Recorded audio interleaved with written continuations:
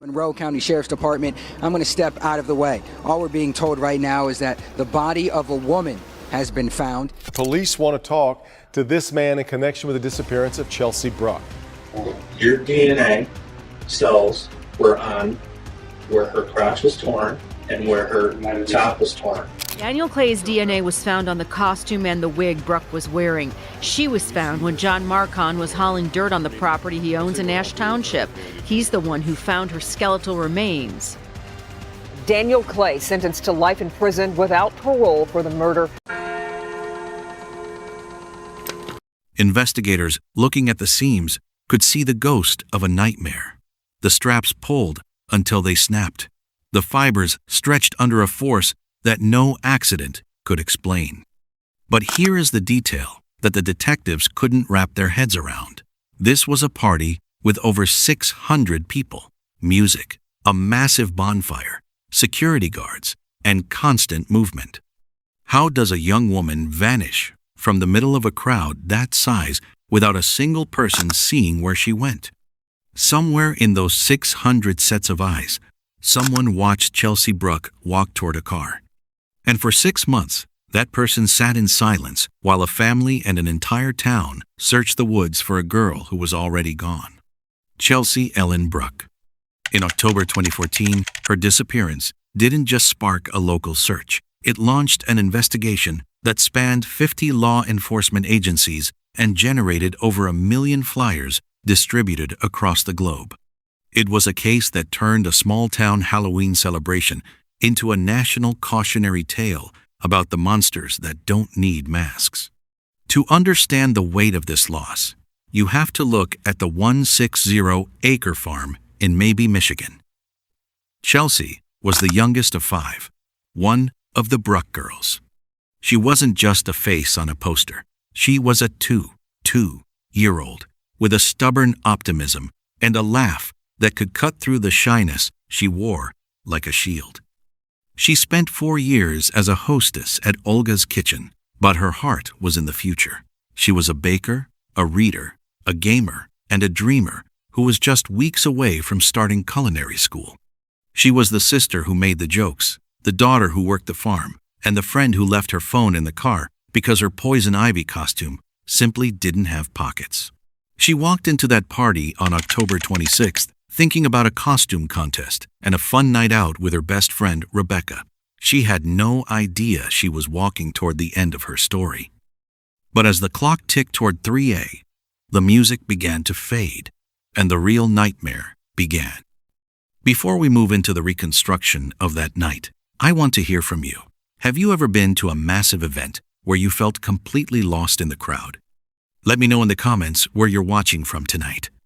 The party at Mike Williams' house wasn't just a party. It was a mini festival, 600 people more than the entire population of Chelsea's hometown packed onto the property. At 1:30 a.m., Chelsea is photographed. She's glowing, smiling, holding a bottle labeled poison, filled with cheap wine. She looks invincible.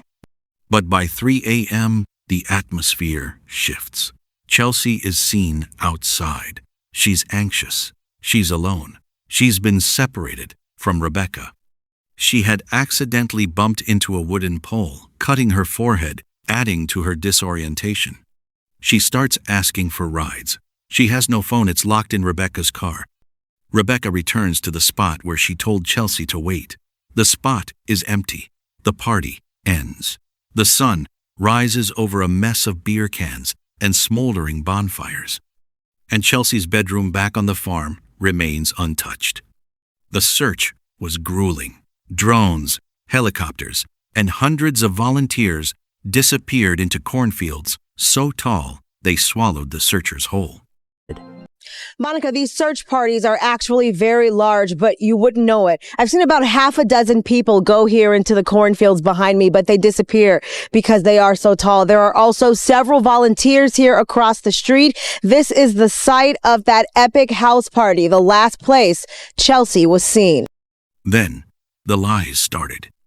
A man named Harlan Bird tells police a heroic story about saving Chelsea from 2 harassers.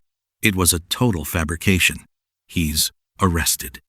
A woman named Carrie claims her boyfriend confessed to the murder. Another lie, crafted just to spite her ex. She's arrested too. For 6 months, there is nothing but static. Purple ribbons, Chelsea's favorite color, fade on the lampposts. Her 23rd birthday passes in silence. Her sister gets married with an empty seat in the front row. Retention hook.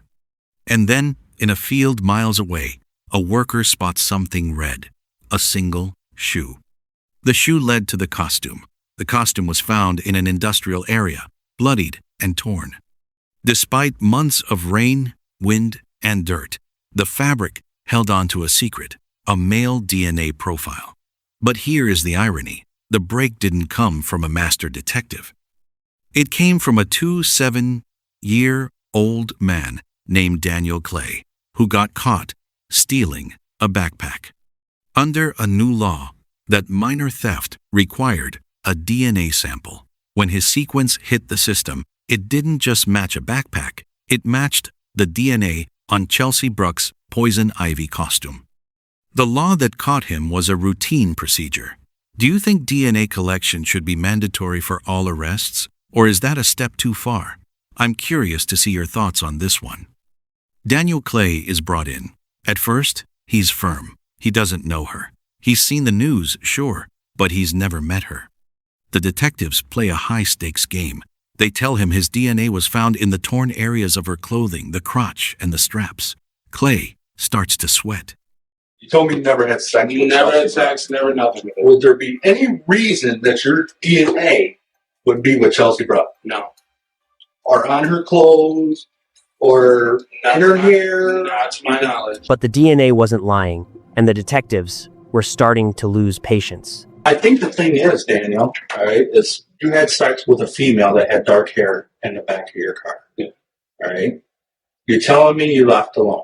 Mm-hmm. There's a possibility, all right, a likelihood, and I say likelihood, which I'm 99.9% sure that it was Chelsea that you had sex with. I don't remember who I had sex with that night. I know I was up and had sex with someone.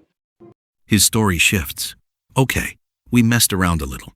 Then, the detectives use a tactical lie. They tell Clay that Chelsea had a bone fragility condition and could have died from a minor accident. Clay takes the bait. Oh, like me, I break my fingers all the time. Suddenly, his version of the night becomes a series of accidents. He claims she asked him to choke her during sex. He says he only did it for 20 seconds. He says he tried to perform CPR. But he couldn't explain the broken nose, the shattered jaw, the fractured eye sockets. "You're going to look like an animal," the detective says.